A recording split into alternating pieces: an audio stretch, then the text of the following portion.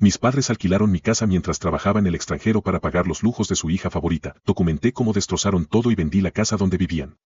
Ahora mendigan en un parque de remolque suplicando mi ayuda, mientras yo disfruto de mi depa de lujo y les digo, pídanle a su princesita. La llamada llegó mientras suturaba a un niño soldado de 12 años. Doctor, hay un problema, murmuró mi asistente. Los donantes cancelaron todo. Dicen que usted malversó los fondos. Mis manos se detuvieron sobre la herida, que, su familia, les dijo a todos que usted se quedó con el dinero para lujos personales. Salí de la sala de operaciones directo al teléfono, marqué a cada donante importante.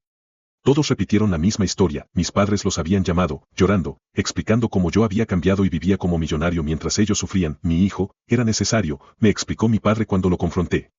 Tu hermana necesita credibilidad para su marca. Si pareces pobre, ella no puede ser la hija exitosa de un médico próspero. Ese dinero era para niños muriendo. No seas egoísta. Ella va a ayudar más gente con su plataforma que tú con tu hospitalito. Colgué y vi el último video de mi hermana. Un tour por su nuevo apartamento en Miami, financiado con el apoyo familiar para perseguir sus sueños. Los comentarios la felicitaban por tener un hermano tan generoso. Esa noche, 3 niños entraron en coma diabético.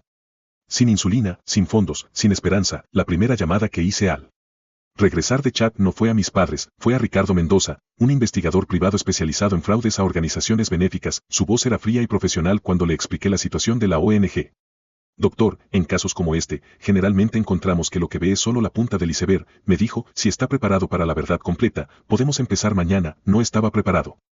Nadie lo está para descubrir que tu propia familia es un cáncer. La primera revelación llegó 3 días después. Ricardo llegó a mi consulta con una carpeta manila que parecía demasiado gruesa para las 2 semanas que llevaba investigando. Encontré algo que va a dolerle, dijo, sacando estados de cuenta bancarios.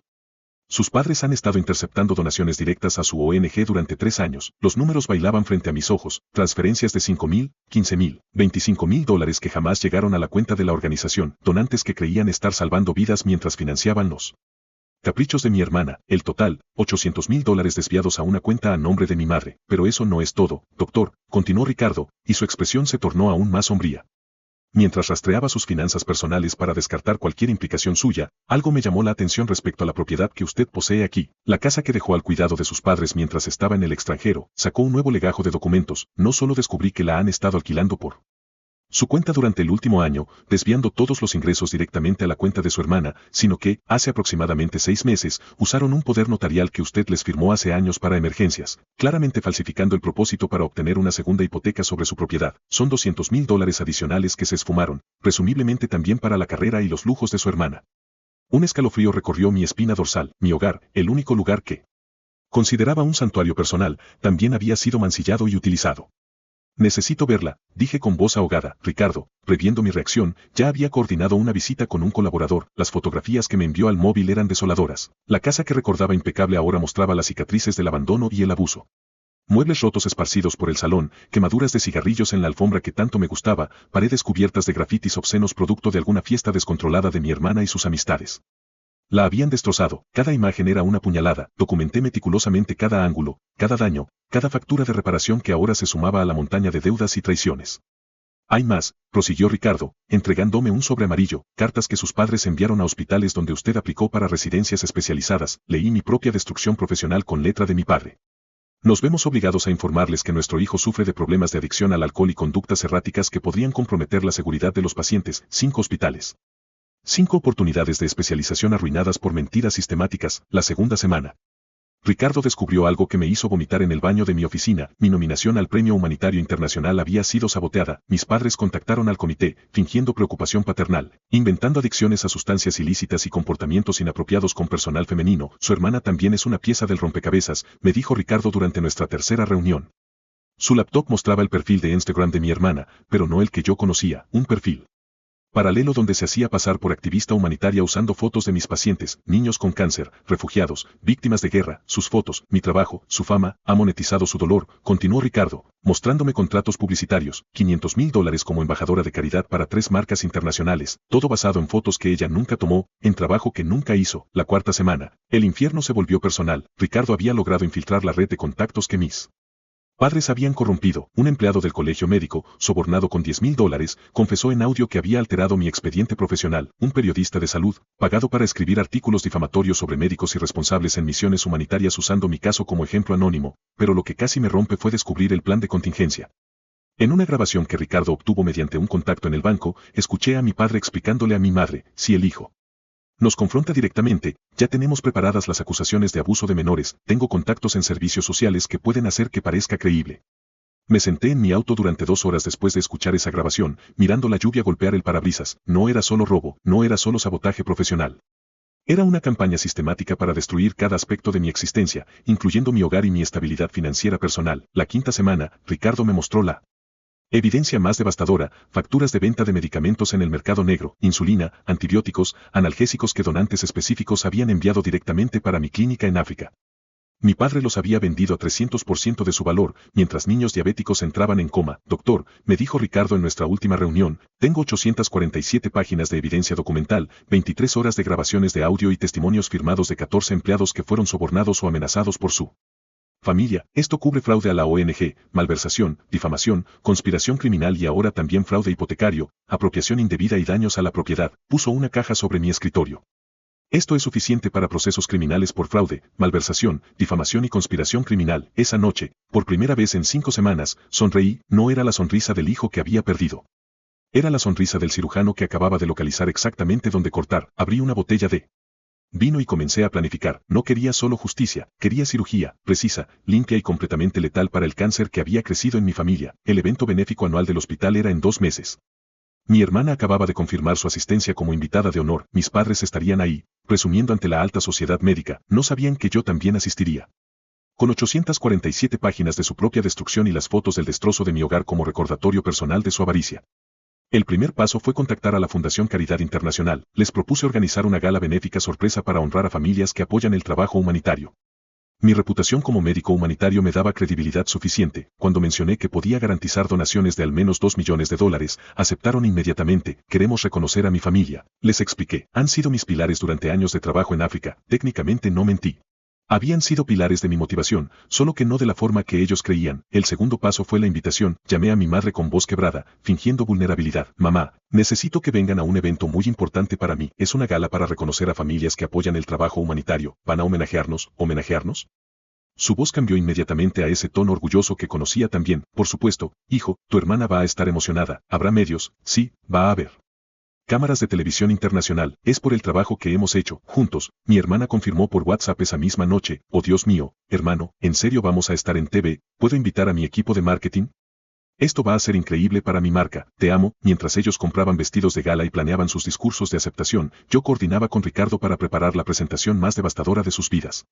Los siguientes 2 meses fueron de preparación meticulosa. Contraté a un equipo de audiovisuales profesional. Necesitaba que cada documento, cada grabación, cada testimonio, e incluso una selección de las fotografías más impactantes del estado de mi casa después de su cuidado, se viera y escuchara con claridad perfecta en el salón más elegante de la ciudad. Una semana antes del evento, mi hermana publicó en Instagram: no puedo esperar a compartir nuestro trabajo humanitario en familia. Algunos de ustedes van a llorar cuando vean lo que hemos logrado juntos. Family Charity Blast. Tenía razón, algunos de ellos iban a llorar. La noche de la gala, llegué 3 horas antes que los invitados. El salón del Hotel Metropolitan estaba perfectamente decorado con fotos de mi trabajo en África. Niños sonriendo, equipos médicos funcionando, familias reunidas después de cirugías exitosas, todo pagado con donaciones que jamás habían llegado a su destino. Mis padres llegaron en un BMW nuevo que no recordaba haber visto antes. Mi padre vestía un smoking rentado, mi madre un vestido que claramente costaba más que el sueldo mensual de una enfermera en mi clínica. Mi hermana apareció como una estrella de alfombra roja, con un séquito de 3 personas grabando cada momento para sus redes sociales. Hermano, gritó mi hermana abrazándome frente a las cámaras, estoy tan orgullosa de nosotros. Nuestra historia va a inspirar a millones. Estoy seguro de que sí, respondí, sonriendo para las fotos. El evento comenzó con cactals. Mezclándome entre los 300 invitados, identifiqué a todos los donantes importantes que mis padres habían engañado durante años. El Dr. Harrison, quien había enviado $50,000 para equipos de rayos X que jamás llegaron. La familia Morrison, cuyas donaciones mensuales de $5,000 habían financiado el apartamento de Miami de mi hermana. Todos estaban ahí, expectantes por conocer a la familia inspiradora detrás del trabajo humanitario. A las 8:30, el maestro de ceremonias me presentó: doctor, antes de reconocer a su extraordinaria familia, ¿podría contarnos sobre su trabajo? Por supuesto, dije, tomando el micrófono, pero primero, quiero mostrarles un video sobre el trabajo humanitario de mi familia. Las luces se apagaron. En la pantalla gigante apareció mi hermana en sus stories de Instagram, no los videos aspiracionales que ella mostraba públicamente, sino las grabaciones privadas que Ricardo había recuperado de empleados sobornados. ¡Ay, estos idiotas siguen mandando dinero!, decía mi hermana riéndose, contando billetes. Mi hermano debe pensar que realmente me importan esos niños muertos de hambre. El salón se quedó en silencio absoluto. Mi hermana, sentada en la mesa principal, palideció. ¿Qué carajo? Eso no soy yo, gritó, pero su voz se perdió cuando el audio continuó. La siguiente grabación era de mi padre hablando por teléfono. No mandamos los medicamentos, los vendimos. ¿Para qué van a desperdiciar insulina en África cuando aquí podemos sacar 300% de ganancia? El doctor Harrison se levantó de su mesa. ¿De qué diablo se trata esto? Se trata, dije recuperando el micrófono, de mostrarles exactamente a dónde fueron sus donaciones durante los últimos 3 años. En la pantalla aparecieron los estados de cuenta bancarios, $800,000 desviados, cada transferencia documentada, cada fecha, cada cantidad. Mi madre intentó levantarse de la mesa, pero el siguiente video la detuvo en seco. Era ella misma explicándole a un empleado del banco cómo justificar las transferencias. Solo diles que es para gastos médicos de emergencia. Estos gringos tontos nunca verifican. El murmullo en el salón se convirtió en rugido de indignación, y para que vean hasta dónde llegaba su codicia, añadí, mientras en la pantalla aparecían los documentos de la hipoteca fraudulenta sobre mi propia casa, seguidos por las fotos de los destrozos que habían permitido y causado. No solo robaron a niños necesitados en continentes lejanos, sino que no dudaron en estafar y destrozar la propiedad de su propio hijo, el mismo que trabajaba día y noche para financiar la ONG que ellos saqueaban, todo para mantener el tren de vida de su princesita. Señores, por favor, gritó mi padre, esto es un montaje, mi hijo está mentalmente enfermo. Entonces puse la grabación que había estado guardando como mi bomba nuclear. Era una conversación entre mis padres y mi hermana, planeando crear una fundación fraudulenta. La llamamos Salvando Vidas en África. Como decía mi madre, podemos recaudar millones usando la reputación del médico. Y cuando esté muerto por alguna enfermedad tropical, nosotros controlamos todo. Perfecto. Gritaba mi hermana en la grabación, podré financiar mi serie de Netflix con dinero de caridad. Es brillante. El silencio que siguió era sepulcral. Luego, una voz desde el fondo del salón. Llamen a la policía. Mi hermana intentó correr hacia la salida, pero la seguridad que yo había contratado discretamente ya estaba posicionada. No podían arrestar a nadie, pero podían detener a alguien hasta que llegaran las autoridades. Esto es ilegal, gritó mi padre. No pueden retenerlo. Tiene razón, dije acercándome a su mesa, pero pueden detenerlos para interrogatorio cuando haya evidencia de fraude documentado, incluyendo fraude hipotecario y malversación a gran escala. En ese momento, las puertas del salón se abrieron, agentes federales y policías locales entraron coordinadamente. Resulta que mientras yo organizaba la gala, Ricardo había estado trabajando con el FBI para construir un caso criminal sólido que ahora incluía los delitos contra mi propiedad.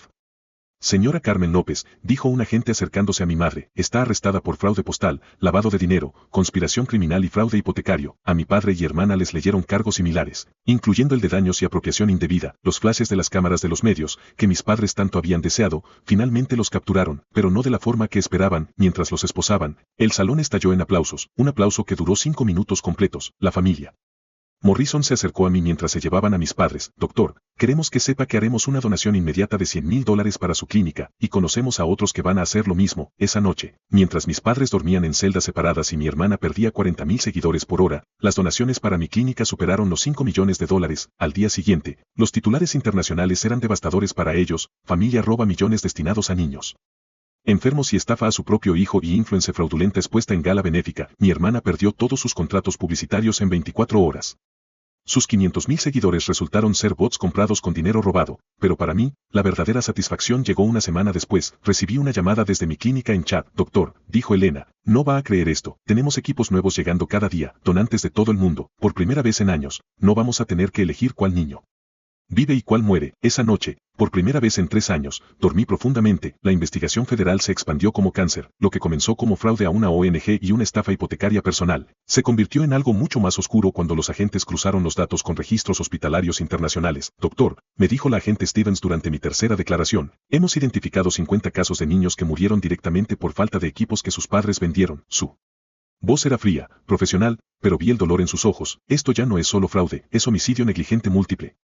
La primera grieta en su alianza familiar llegó cuando mi hermana se enteró de que enfrentaba cargos como cómplice no solo en el fraude financiero y la estafa de mi casa, sino también con posibles implicaciones en las muertes. Su abogado le explicó la cruda realidad: 25 años mínimo si no cooperaba. En menos de 48 horas, estaba sentada frente a los fiscales destrozando a mis padres. Ellos planearon todo, dijo en la grabación que luego se volvió evidencia. Yo solo seguía órdenes. Mi padre decía que mi hermano era un santo idiota y que podíamos ordeñar su moralismo durante años. Lo de la casa fue idea de mamá para conseguir más rápido el dinero para mi lanzamiento como influencer, pero la bomba llegó cuando reveló el plan final que Ricardo nunca había descubierto. Mis padres habían sacado una póliza de seguro de vida a mi nombre por $2 millones, nombrándose como únicos beneficiarios. Iban a envenenar su comida cuando regresara de África, confesó mi hermana, sollozando falsamente. Tenían contactos que podían hacer que pareciera malaria o cualquier enfermedad tropical. El juicio se volvió un circo mediático. CNN, Univision, todos querían la historia de la familia que asesinaba niños por lujos y estafaba a su propio hijo. Mi hermana fue bautizada en redes sociales como la influencia asesina de niños y la parásita hipotecaria. El día más devastador fue cuando trajeron a testificar a Elena desde chat por videoconferencia. Había preparado fotos y nombres de cada niño que murió por falta de equipos. Ahmed, de 6 años, necesitaba diálisis, murió en mis brazos, dijo Elena, mostrando la foto de un niño sonriente. Fátima, de 4 años, necesitaba insulina. Su madre me preguntó si se iba a ir al cielo. El zoom de la cámara captó cada rostro en la sala. Mi madre sollozaba teatralmente, pero cuando las cámaras se alejaban, la veía verificar si su maquillaje seguía intacto. Mi padre miraba sus zapatos, incapaz de enfrentar las imágenes. Mi hermana, por primera vez en su vida, parecía genuinamente horrorizada por las consecuencias de sus acciones. La defensa intentó alegar problemas mentales. Mi cliente sufre de trastorno narcisista, argumentó el abogado de mi hermana. No podía entender las consecuencias de sus actos. El fiscal destruyó esa defensa en 3 preguntas. ¿Sabía que los niños necesitaban esos equipos? ¿Sabía que sin ellos morirían? Sabía que hipotecar la casa de su hermano a sus espaldas era un delito. Siguió gastando ese dinero en bolsos de diseñador y fiestas. Sí, murmuró mi hermana, cada respuesta clavando el clavo de su propia condena. El momento que esperaba llegó durante el receso. Mis padres me acorralaron en el pasillo, como lobos desesperados. Mi hijo, por favor, suplicó mi madre, agarrándome del brazo. Somos familia, diles que no entendíamos. La miré directamente a los ojos, como no entendieron cuando les expliqué que cada donación salvaba vidas, o cuando les mostré fotos de los niños que ayudábamos, o como no entendieron que estaban destrozando mi futuro al hipotecar mi casa. Esos niños no eran nuestra responsabilidad. Explotó mi padre, mostrando finalmente su verdadera cara. Nuestra responsabilidad era nuestra familia. Tu hermana tenía derecho a esa vida, y tu casa era solo ladrillos. Podías comprar otra. Saqué mi teléfono y mostré la foto que siempre cargo. Ahmed sonriendo después de su primera diálisis exitosa. Solo un número. Él me llamaba tío doctor. Confiaba en mí. Mi madre intentó tocar la foto. Mijo, nosotros también confiábamos en ti. Eras nuestro hijo. Yo sigo siendo su hijo, dije, guardando el teléfono. Ustedes eligieron convertirse en criminales y asesinos. No somos asesinos. Chilló mi hermana apareciendo de la nada. No los matamos directamente, y lo de tu casa fue un préstamo que íbamos a devolver. ¿Cuál es la diferencia? Sabían que sin esos equipos morirían. Eligieron el dinero sobre sus vidas, y sabían que robarme era un delito. Eligieron sus lujos sobre mi bienestar. Por primera vez la vi sin máscara. Su rostro se contorsionó de pura malicia. Merecían morir. Eran pobres, africanos. No importaban, y tú tenías demasiado. Era justo que compartieras, aunque no quisieras. El silencio en el pasillo fue sepulcral. Varios reporteros habían escuchado. Las cámaras grabaron cada palabra. Esa noche, el video se volvió viral. Mi hermana gritando que los niños africanos merecían morir porque eran pobres y que yo tenía demasiado. Cualquier simpatía pública que pudiera haber tenido se evaporó instantáneamente. La sentencia fue más brutal de lo que esperaba. El juez, claramente afectado por los testimonios y la desfachatez, no mostró misericordia. 30 años sin posibilidad de libertad condicional para cada padre. 20 años para la hija, restitución de $10 millones a las familias afectadas. Y organizaciones humanitarias, además de una compensación específica para usted, doctor, por los daños y el fraude hipotecario. Mi madre se desmayó, obviamente fingido. Mi padre gritó que era una injusticia. Mi hermana simplemente se quedó catatónica. Además, continuó el juez, ordenó el embargo inmediato de todas las propiedades, cuentas bancarias y bienes materiales de los acusados. La casa donde ellos vivían, que se demostró había sido comprada y mantenida en parte con los fondos desviados de la ONG y los ingresos del alquiler ilegal de mi propiedad, fue la primera en ser incautada. Más tarde vendí la casa donde vivían. Bueno, fue vendida por el Estado como parte de la liquidación de sus activos para la restitución, pero el efecto fue el mismo. Se quedaron sin nada. Yo, por mi parte, después de un largo proceso legal para anular la hipoteca fraudulenta y reparar los daños con el dinero de la compensación, decidí vender también mi antigua casa. Necesitaba un nuevo comienzo, lejos de esos recuerdos. Los siguientes meses fueron una cascada de autodestrucción. En prisión, mis padres se divorciaron y se culparon mutuamente públicamente. Mi hermana intentó quitarse la vida 3 veces, todas claramente falsas para generar atención mediática, pero la verdadera justicia llegó de forma inesperada. Los otros presos, al enterarse de que habían causado la muerte de niños y estafado a su propia familia de forma tan ruin, los convirtieron en parias. Mis padres pasaron la mayor parte del tiempo en aislamiento por su propia seguridad. Un año después recibí una carta desde la prisión federal. Era de mi hermana. Hermano, por favor perdóname, no entendía. Ahora veo los rostros de esos niños en mis pesadillas. Por favor, visítame. La carta terminaba en la basura sin leer completamente. Esa noche, volé de regreso a Chad. La clínica ahora tenía el equipo más moderno de todo el centro de África, financiado por donaciones que llegaron después del juicio. En el jardín instalamos un memorial con los nombres de los 50 niños que perdimos. Ahmed habría cumplido 8 años ese mes. Mientras leía su nombre grabado en mármol, sentí algo que no había experimentado en años. Paz absoluta. No era venganza lo que había logrado. Era justicia pura. Mi familia eligió el dinero sobre las vidas humanas y la decencia. Ahora vivirán para siempre con las consecuencias de esa elección, mientras los niños que salvamos con las nuevas donaciones crecen, estudian y sueñan. La verdadera victoria no fue su caída, fue que su maldad se convirtiera en el catalizador para salvar cientos de vidas más. Han pasado 15 años desde el juicio. Mi vida se transformó de formas que jamás imaginé cuando estaba en esa primera llamada desesperada desde Chan. Recibí el Premio Nobel de la Paz el año pasado por mi trabajo expandido en medicina humanitaria. Lo que comenzó como una clínica pequeña ahora es un hospital de referencia regional que atiende a 3 países. Durante la ceremonia en Oslo, sostuve la medalla pensando en Ahmed y los otros 49 niños. Ellos son los verdaderos ganadores. Me casé con la doctora Sarah Chan, quien apareció en mi vida durante los meses más oscuros del escándalo. Era parte del equipo de investigación médica que documentó las muertes. Me escribió un email simple: su trabajo salva vidas. No deje que los criminales le roben eso también. Nuestra primera cita fue revisando expedientes médicos. Nuestra boda se celebró en la clínica de Chad. Con 200 niños como testigos, la Fundación Ahmed y compañía ahora opera en 12 países, salvando miles de vidas anuales. Cada donación pasa por auditores independientes.